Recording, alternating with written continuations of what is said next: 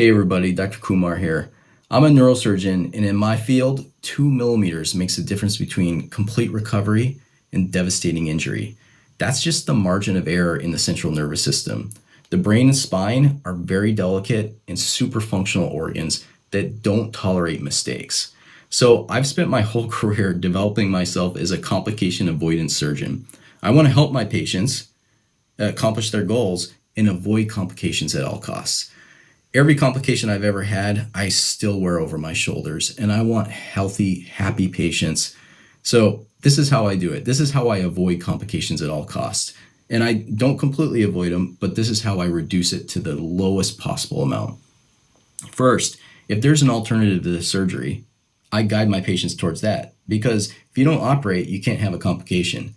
And if there's an alternative to surgery, then that might work, then you should do that. That should be the number one choice always. Two, when I do plan a surgery, I plan to do the least necessary to accomplish the surgical goals. Doing more is always a setup for a potential complication with usually minimal gain.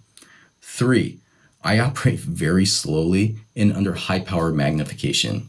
Like today, I've been in the OR all day today, and I was under 40 times magnification, dissecting degenerative structures off of super delicate tissues deep in someone's central nervous system.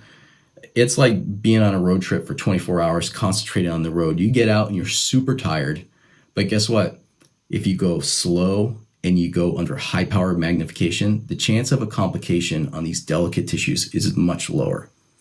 And finally, I have a trick that I use every time I operate on every one of my patients, and it's a visualization trick. So I visualize that this patient in front of me is my mother, my father, my wife, my brother, someone who is very precious to me. And that reminds me that this patient, who I usually only see this much of, they're covered in drapes and I just see tissue, but it reminds me that this patient is precious to someone else. And I can't make an error in judgment. I can't get distracted. I have to go slowly and carefully and mindfully through every step that I do on this person. And those four things that I do help me avoid complications and help me have a more fulfilling career, less stressful, and happier patients. Anyway, if you like hearing from me, I have a podcast. It's called the Dr. Kumar Discovery. I don't talk much about neurosurgery in there, honestly, but I tell a lot of stories and I help people understand how to optimize their health and live better lives through storytelling and science and common sense. Just search the Dr. Kumar Discovery on any major podcast platform and you'll find me.